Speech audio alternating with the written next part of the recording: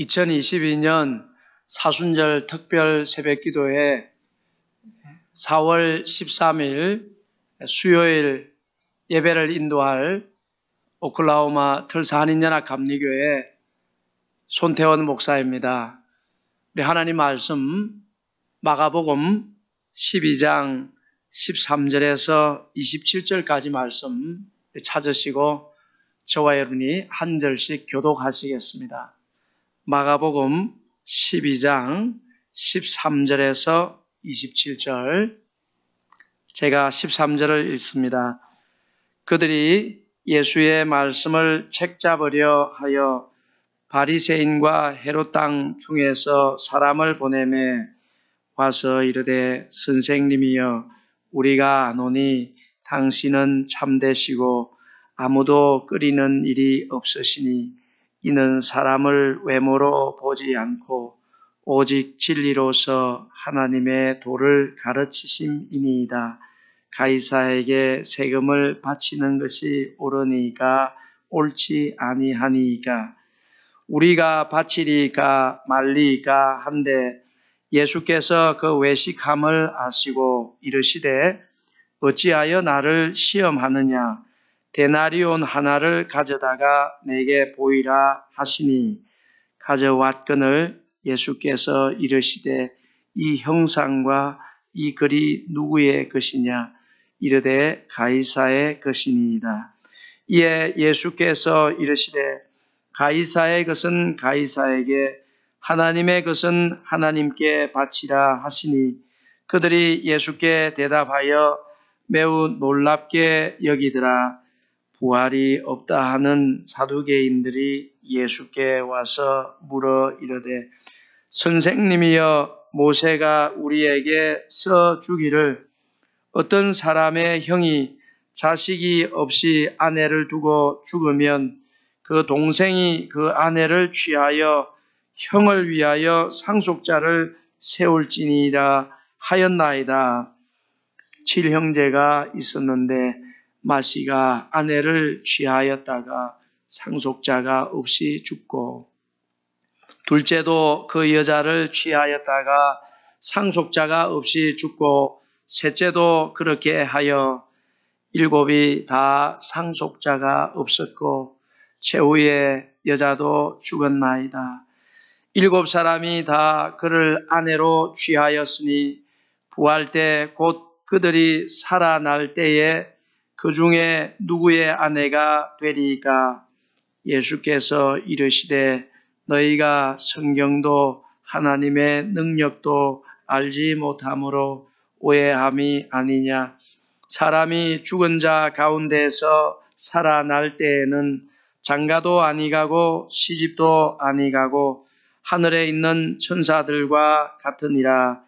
죽은 자가 살아난다는 것을 말할진대, 너희가 모세의 책 중 가시나무 뜰기에 관한 글에 하나님께서 모세에게 이르시되, 나는 아브라함의 하나님이요 이삭의 하나님이요 야곱의 하나님이로라 하신 말씀을 읽어보지 못하였느냐? 함께 읽겠습니다. 하나님은 죽은 자의 하나님이 아니요 산 자의 하나님이시라. 너희가 크게 오해하였도다 하시니라. 아멘. 저는 오늘 아침에 완전한 대답을 주시는 예수님이라는 제목으로 하나님 말씀 전하겠습니다. 예수님은 십자가에 못 박히시는 그 마지막 한 주간을 성전에서 많은 사람들을 가르치는데 시간을 보내셨습니다. 앞부분에 보면 예수님께서 이 성전 지도자들을 향해서 포도원의 비유로 그들의 부패한 하나님께 불순종하는 그런 모습을 지적하셨습니다. 그런데 그 말씀을 듣고 이들은 회개한 것이 아니고 오히려 화가 났습니다. 그래서 오늘 말씀에 보면 바리새인들과 헤롯 당원들이 예수님의 말씀을 책잡으려고 사람을 보냈습니다. 오늘 13절에 보면 그들이 예수의 말씀을 책잡으려 하여 바리새인과 헤롯 땅 중에서 사람을 보내매 그랬습니다. 책잡으려 한다 하는 것은 사냥 용어라고 합니다. 헬라어로는 아그리오라고 한다는데 사냥 아주 덫에다가 탁 잡아가지고 잔인하게 포획하려는 그런 용어라고 하는데 영어 성경은 그렇게 번역했습니다. To trap him.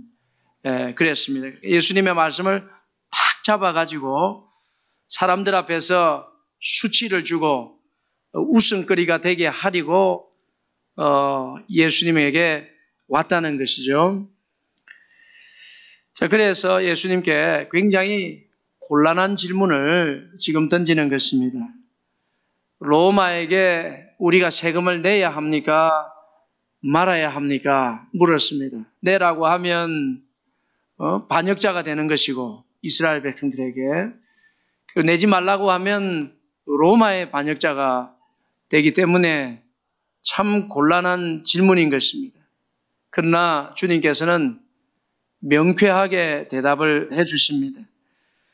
예수님의 대답을 보면 15절에 우리가 바치리까 말리까 한데 예수께서 그 외식함을 아시고 그랬습니다.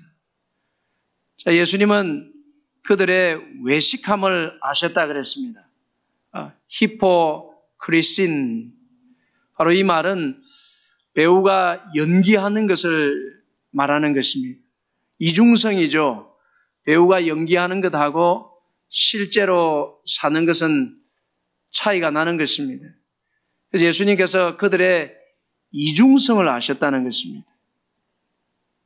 그래서 예수님께서 데나리온 하나를 가져오라 이렇게 말씀하셨습니다. 자, 이 데나리온은 로마의 화폐죠. 유대인들은 데나리온과 같이 로마의 화폐도 쓰면서 세겔이라는 유대 화폐도 동시에 쓰고 있었죠. 자, 그 중에서도 예수님께서 데나리온 하나를 내게 보이라 하셨는데 그 데나리온에는 황제의 얼굴 형상과 로마 말이 적혀 있습니다. 그래서 예수님께서 데나리온 하나를 보이라고 하니까 이 사람들도 데나리온 하나를 꺼내서 예수님께 보여주었습니다. 그러니까 여러분 이게 뭐냐면 예수님을 책잡으려고 하는 이 사람들조차도 바리새인들과 헤롯 당원들조차도 로마 돈을 좋아하고 로마 돈을 쓰고 있고 로마 돈을 즐기고 있다는 것입니다. 자기들도 다 즐기고 있고 로마 돈을 모으고 있고 로마 돈을 저축하고 있으면서 예수님에게는 이런 곤란한 질문을 한다는 것은 이중적이라는 것이죠. 그래서 예수님께서 이렇게 가이사의 것은 가이사에게 하나님의 것은 하나님께 드리라 이렇게 할 때에 예수님을 부끄럽게 하려고 했던 그들의 마음이 완전히 들켜버린 것입니다.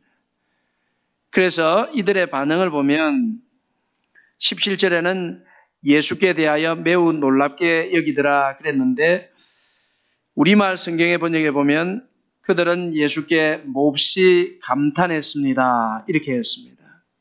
그러니까 예수님께서는 그들을 부끄럽게 하고 아주 면박을 주는 데로 이끈 것이 아니라 그들 자신을 되돌아보게 함으로써 예수님에 대해서 감동하게 대답을 해 주신 것입니다.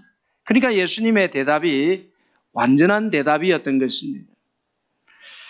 그리고 두 번째 부류는 부활이 없다고 하는 사두개인들이 와서 예수님의 말씀을 책잡으려고 했습니다.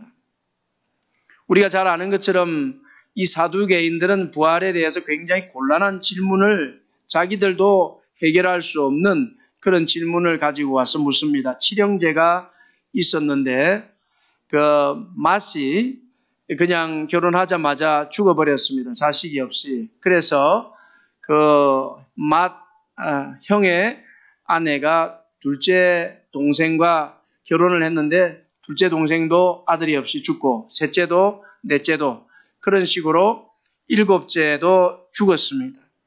그렇다면 부활 시에 이 사람은 누구의 아내가 되겠습니까?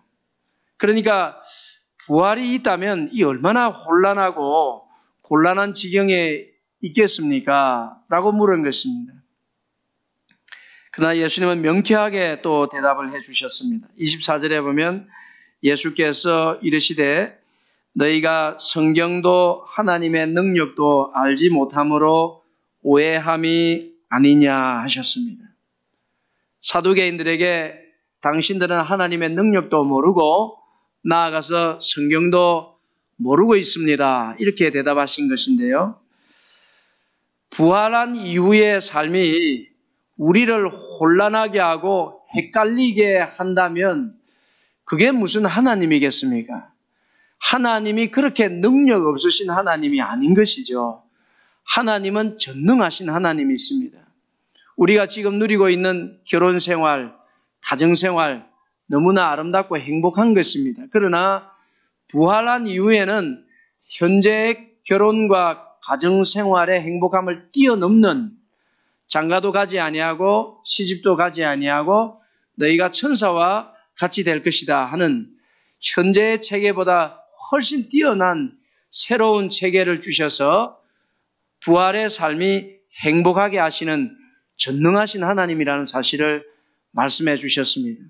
그리고 그들에게 너희는 성경도 모른다고 말씀하셨습니다. 모세가 가시떨기 나무에서 하나님을 만났는데 그 당황한 모세에게 하나님은 당신을 이렇게 소개하셨습니다. 나는 아브라함의 하나님, 이삭의 하나님, 야곱의 하나님이다. 이렇게 소개하셨습니다. 그러니까 나는 아브라함의 하나님이었다. 이삭의 하나님이었다. 야곱의 하나님이었다. 이렇게 소개하시지 않고 영어 성경에 보면 I am the God of Abraham and the God of Isaac and the God of Jacob. I am 이라고 하셨습니다. 나는 아브라함의 하나님이다. 나는 이삭의 하나님이다. 나는 야곱의 하나님이다. 이렇게 당신을 소개하신 것이죠. 그러니까 모세가 들을 때에 아브라함이 죽었지만은 여전히 지금 살아있다는 것이고 이삭도 살아있다는 것이고 야곱도 살아있다는 것입니다. 하나님께서 당신을 소개하실 때 죽은 자의 하나님이 아니라 산 자의 하나님이라고 하신 것입니다. 이미 아브라함과 이삭과 야곱은 오래전에 죽었지만 하나님 편에 지금 살아있는 것입니다.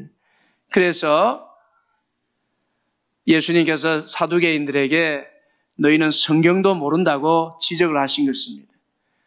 이 말씀을 들었을 때 사두개인들은 예수님을 책잡으러 왔지만은 그 말씀을 들었을 때 표정이야 어떻게 되었든지 간에 자기 마음속으로 예수님이 참 옳구나. 이 사람이 말하는 게 다 옳구나 라고 인정할 수밖에 없었던 것입니다. 이 역시도 예수님은 사두개인들을 면박을 주고 부끄럽게만 만드는 것으로 끝나는 것이 아니라 그 사람들을 깨닫게 하시고 예수님이 과연 하나님의 아들이신 것을 자기 개인적으로는 인정하도록 감화시키는 대답을 주신 것입니다. 여러분, 예수님의 말씀은 항상 우리의 유익을 위해서 주시는 줄 믿습니다. 우리가 예수님의 말씀을 들으면 전부 다 복이 되고 우리 권세가 되는 것입니다. 그래서 우리가 하나님의 말씀을 들을 때마다 그것은 그 말씀을 듣고 감사하며 하나님을 찬송하든지 아니면 때로는 가슴을 치며 회개하든지 둘 중에 하나인 것입니다. 주님의 말씀을 책잡을 것은 아무것도 없는 것입니다.